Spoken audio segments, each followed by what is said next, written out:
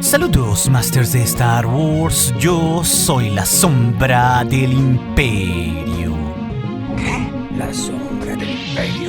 Ha surgido ya, Masters, el cómic de Poe Dameron de la Era de la Resistencia en esta larga de historias únicas de los personajes de las 3 trilogías de Star Wars. Y esta vez tenemos una historia a manera de precuela de Poe Dameron junto con BB-8, una que se da varios años antes de los sucesos del episodio 7, cuando la Resistencia aún estaba en construcción y cuando Poe Dameron, como un piloto de la Nueva República, mantenía aún una cierta paz en la galaxia. Pero ese gobierno era débil, dado a que, como sabemos, no quería aceptar la existencia de la Primera Orden, que eventualmente destruiría a toda la Nueva República en el sistema Hosnian Prime en el episodio 7. Y esto, claro, muy a pesar de las advertencias de Leia Organa y la Resistencia. Con este contexto, pues, es donde comenzaría nuestra historia de hoy, donde veríamos a Poe Dameron en sus años como piloto de la Nueva República diciendo que él pertenecía a las estrellas. Y allí, al verlo, nos daríamos cuenta que estaba con varios miembros de su escuadrón Rapier. Entre ellos, la famosa piloto Carrie Coon, que también más tarde se uniría a la Resistencia y que casualmente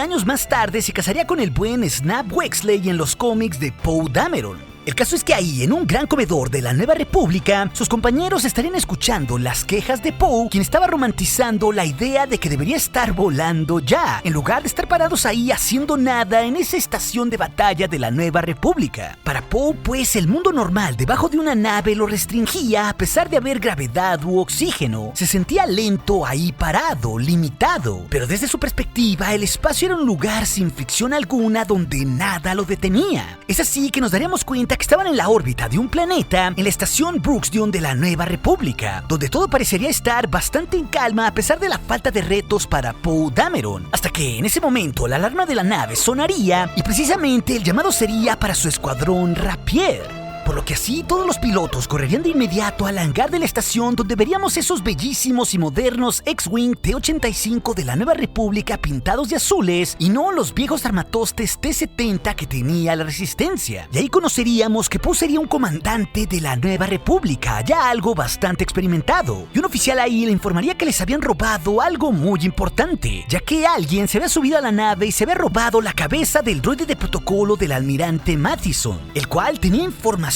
vital, ya que tenía todas las conversaciones que el almirante de la Nueva República había tenido los últimos 5 años.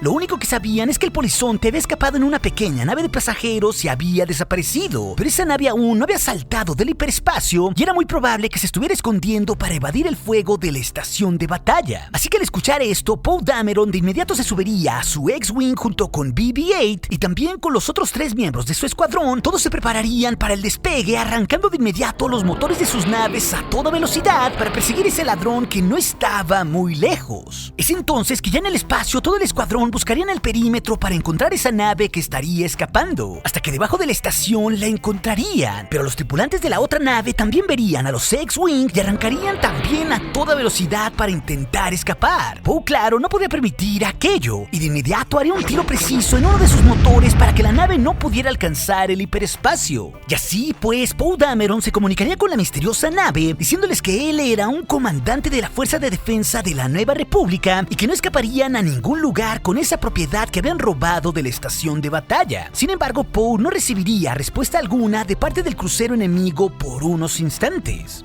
Es entonces que de la otra nave la comunicación comenzaría a llegar y empezarían a decirle en un tono burlón que no escuchaban claramente lo que decía Poe porque tenía el volumen muy alto. Todo era incomprensible para ellos. Esto, claro, continuaría por varios momentos y parecería una mala broma para el comandante Dameron, hasta que, a pesar de las advertencias, el silencio continuaría. Parecería que la nave rival solo buscaba ganar tiempo, hasta que ellos solo le contestarían que entendían su advertencia. Y en ese momento acelerarían a toda velocidad con sus 2 motores Subluz, a pesar de las advertencias de Poe de que los escoltarían de vuelta. Es entonces que aquí el escuadrón Rapier comenzaría una loca persecución sobre aquella misteriosa nave. Pero súbitamente ahí le llegaría un mensaje a Poe de parte del almirante de la Nueva República sobre que tenía que destruir esa nave con todo lo que habían robado. Poe pues pensaba que podrían atraparlos y traer así de vuelta al ladrón. Pensaba que había algo muy curioso en todo esto, pero claramente había algo en el droide robado que la Nueva República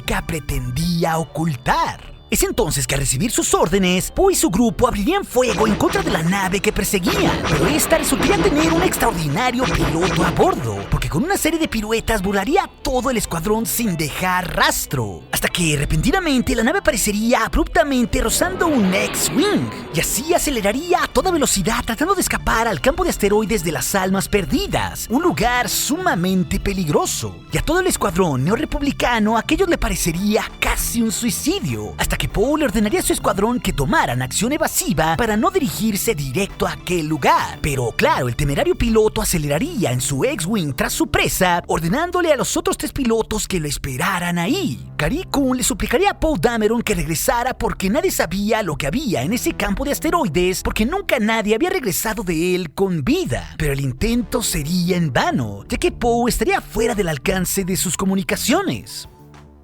Poe pues estaría completamente solo y de inmediato se enfrentaría a un montón de asteroides asesinos que se acercarían violentamente a su nave. Incluso los sensores de BB-8 ahí le darían muchos problemas a la nave porque no estarían funcionando bien para detectar las múltiples amenazas. Esto claro distraería por un momento a Dameron, hasta que súbitamente debajo de él aparecería un gigante Space Log que buscaría tragárselo. Poe claro se daría cuenta de esto, pero justo en el momento que tomaría acción evasiva, unos potentes rayos láser impactarían en el rostro de la criatura. Era justo la nave enemiga que había acudido a su ayuda. Ahí, claro, la supuesta nave enemiga se daría cuenta que él venía solo porque no quería arriesgar a su escuadrón. Y en un sentido irónico, el tripulante de la nave le diría que aquello de ser un comandante que dirigía desde el frente le parecería algo refrescante. Entonces ahí la nave le ordenaría a Poe que la siguiera, y este entraría a través de algunas cavernas difíciles para escapar de aquel peligro. El crucero, claro, se sorprendería que Poe Dameron hubiera obedecido al seguirlos, porque tampoco esperaban que el piloto tuviera tanta habilidad para llegar hasta ahí. Y curiosamente, la persona que estaba al mando le dirían que eran 2 y que ahí mismo estaba piloteando junto a él uno de los mejores pilotos en toda la galaxia. Ahí, claro, Poe le preguntaría a la persona detrás del comunicador sobre por qué lo habían salvado. Sin embargo, el misterioso personaje detrás le diría que aún no estaban a salvo y lo llamaría ahí como un niño volador, pero agregaría que tenían que salir de ahí, ya que ese lugar era una muerte segura para la mayoría de las naves. Pero Poe aquí le respondería que él no era como la mayoría de los pilotos. Pero desde la otra nave, el tripulante replicaría que él solo había estado ahí por 3 minutos y que gracias a su ayuda había logrado sobrevivir a ese peligroso lugar. Pero también le revelaría que ya había estado antes ahí, ya que desde los tiempos de las guerras de los clones se habían puesto ahí defensas para proteger algo en el corazón de ese campo de asteroides. Poe desde luego no podía creer lo que escuchaba, pero el tripulante misterioso de la otra nave le diría que además de los asteroides y los Space Slugs, había gases que eliminaban toda la comunicación ahí y los sensores. Así que básicamente todo droide era prácticamente inútil, haciendo doblemente peligroso aquel lugar.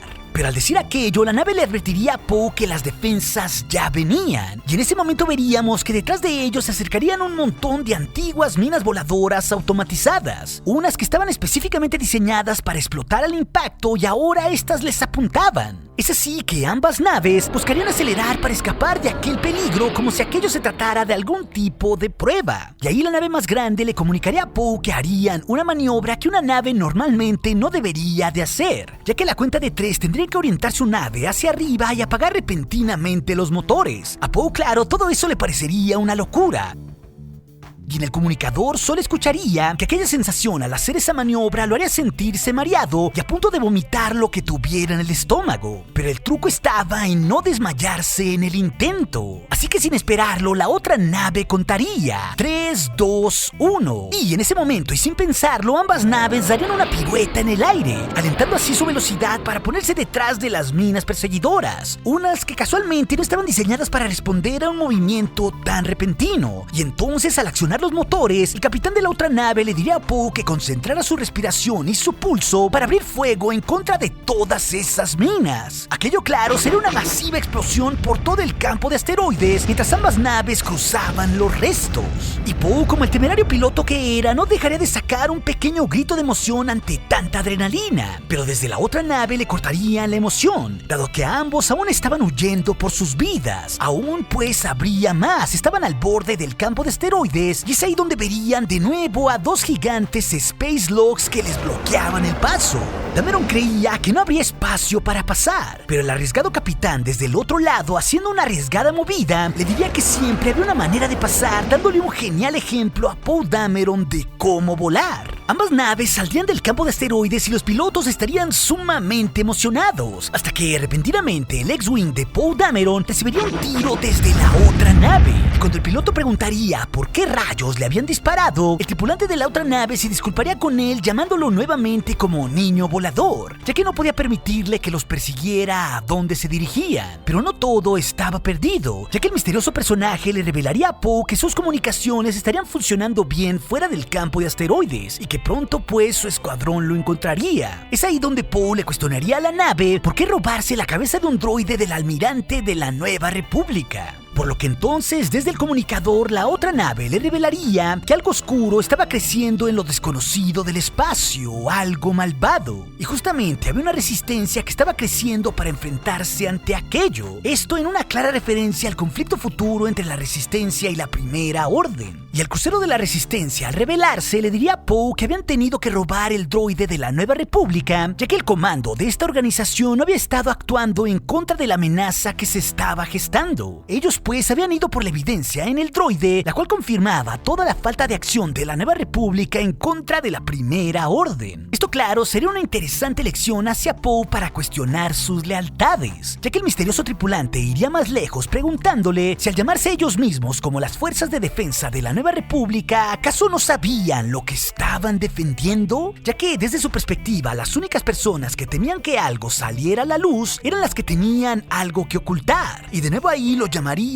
como un niño volador.